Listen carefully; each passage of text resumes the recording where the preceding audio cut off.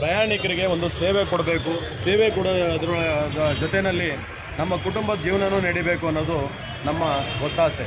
ನಾವು auto rickshaw drivers union ಸುಮಾರು 50 ವರ್ಷಗಳ ಕಾಲದಿಂದ ಇದನ್ನೇ ಹೇಳ್ಕೊಂಡು ಬಂದಿದ್ದೀವಿ.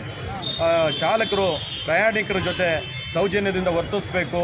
ಅದೇ ರೀತಿ ಏನು ಸರ್ಕಾರ ನಿಗದಿ ಮಾಡಿದೆ ಆ ಹಣವನ್ನು ಇವತ್ತು ಮೀಟ್ರ್ ಹಾಕ್ಕೊಂಡು ತಗೊಳ್ಬೇಕು ಅನ್ನೋದೇ ನಮ್ಮ ಮೊದಲಿಂದಲೂ ಇದೇ ನೀತಿಯನ್ನು ಅನುಸರಿಸ್ಕೊಂಡು ಬಂದಿದ್ದೀವಿ.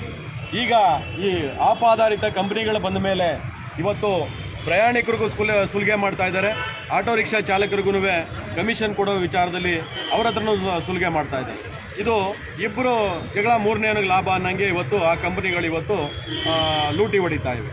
ಹಾಗಾಗಿ ನಾವು ಹೇಳೋವಂಥದ್ದು ಇವತ್ತು ಆಟೋ ರಿಕ್ಷಾ ಚಾಲಕರು ಇವತ್ತು ಶಿಸ್ತಾಗಿ ಯೂನಿಫಾರ್ಮ್ ಹಾಕಬೇಕು, ತಮ್ಮ ದಾಖಲಾತಿಗಳನ್ನು ರನ್ನಿಂಗ್ ಮಾಡ್ಕೋಬೇಕು, ಚಾಲ್ತಿಯಲ್ಲಿ ಇಕ್ಕಬೇಕು ಅನ್ನೋದಾದರೆ ಪರ್ಮಿಟ್ ರನ್ನಿಂಗ್ ಇರಬೇಕು, ಮತ್ತು ಇನ್ಶೂರೆನ್ಸ್ ರನ್ನಿಂಗ್ ಇರಬೇಕು, ಅದೇ ರೀತಿ FC ಇರಬೇಕು,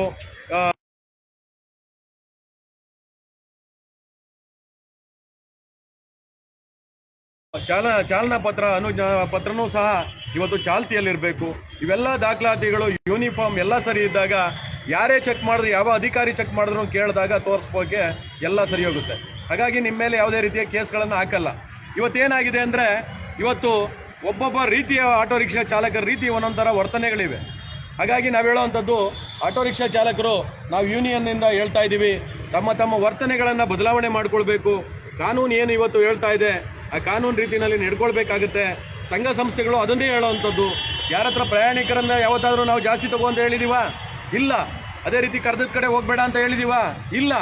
ಆದರೆ ಈ ಎಲ್ಲ ಕೆಲವು ಆಟೋ ರಿಕ್ಷಾ ಚಾಲಕರು ಇವತ್ತು ಈ ರೀತಿಯಾಗಿ ಮಾಡೋದ್ರಿಂದನೇ ಇಡೀ ನಮ್ಮ ಆಟೋ ರಿಕ್ಷಾ ಚಾಲಕ ಕುಟುಂಬ ವರ್ಗಕ್ಕೆ ಇವತ್ತು ಕೆಟ್ಟ ಹೆಸರು ಬರ್ತಾ ಇದೆ. ಹಾಗಾಗಿ ಇವತ್ತು ಏನು ಕಮಿಷನರು ಭೇಟಿ ಮಾಡಿದ್ವಿ, ಭೇಟಿ ಮಾಡಿದಾಗ ಸ್ಪಷ್ಟವಾಗಿ ಹೇಳಿದ್ದಾರೆ. ಹಾಗಾಗಿ ನಿಮ್ಮ ತಿಳುವಳಿಕೆ ಕೊಡಿ, ನಿಮ್ಮ ಚಾಲಕರಿಗೆ ಪ್ರಯಾಣಿಕರಿಗೆ ಯಾವುದೇ ರೀತಿ ತೊಂದರೆ ಆಗಬಾರ್ದು. ದೊಡ್ಡ ಮಟ್ಟದಲ್ಲಿ ಇವತ್ತು ಅಶಿಸ್ತಿಂದ ನಡ್ಕೊಳ್ತಾ ಇದ್ದಾರೆ, ಅದಕ್ಕೆ ನಾವು ಕಾರ್ಯಾಚರಣೆ ಮಾಡ್ತಾ ಇದ್ದೀವಿ ಅಂತ ಹೇಳ್ತಾ ಇದ್ದಾರೆ. ನಾವು ಹೇಳುವಂಥದ್ದು ಆಫ್ ಬೇಸ್ಡ್ ಇವತ್ತು ಸರ್ವಿಸ್ ಕೊಡ್ತಾ ಇದ್ದೀವಿ. ಆ ಸರ್ವಿಸಲ್ಲಿ ಇನ್ನೂ ಕೋರ್ಟಲ್ಲಿ ಇರೋದ್ರಿಂದ ಯಾವುದೇ ರೀತಿ ನಾವು ಹೇಳಿಕೆ ಕೊಡೋಕ್ಕಾಗಲ್ಲ ಅಂತ ಹೇಳ್ತಾ ಇದ್ದಾರೆ. ಹಾಗಾಗಿ ನಾವು ಹೇಳುವಂಥದ್ದು ಪ್ರಯಾಣಿಕರು ಇವತ್ತು ನಮ್ಮ ಚಾಲಕರು ಇದನ್ನೆಲ್ಲ ತಿದ್ದುಕೊಂಡು ಇವತ್ತು ಮೀಟ್ರ್ ಹಾಕ್ಕೊಂಡು ಬಾಡಿಗೆ ಹೊಡೀರಿ. ಜೊತೆಗೆ ಸರ್ಕಾರನೇ ಒಂದು ಆಪನ್ನು ಪ್ರಯಾಣಿಕರಿಗೆ ಅನುಕೂಲ ಆಗ್ಲಿಕ್ಕೋಸ್ಕರ ಮತ್ತು ಚಾಲಕರಿಗೆ ಅನುಕೂಲ ಆಗಲಿ ಅನ್ನೋದು ಉದ್ದೇಶಕ್ಕೋಸ್ಕರ ಸರ್ಕಾರವೇ ಒಂದು ಆಪನ್ನು ತಯಾರು ಮಾಡಿ ಇದನ್ನು ಬಳಸಲಿಕ್ಕೆ ಸಹಕಾರ ಮಾಡಬೇಕು ಅಂತ ಹೇಳಿ ಸಹ ನಾವು ಮನವಿ ಪತ್ರವನ್ನು ಕೊಟ್ಟಿದ್ದೀವಿ. ಹಾಗಾಗಿ ಚಾಲಕರು ಬೈಕ್ ಟ್ಯಾಕ್ಸಿ ಇದು ಕೋರ್ಟಲ್ಲಿ ವಿಚಾರ ಇದೆ. ಹಾಗಾಗಿ ಕೋರ್ಟ್ನ ಆಲ್ಮೋಸ್ಟ್ ಆಲ್ ಸರ್ಕಾರ ನಮಗೆ ಒಂದಿಷ್ಟು ಅನುಕೂಲನೇ ಮಾಡಿಕೊಟ್ಟಿದೆ.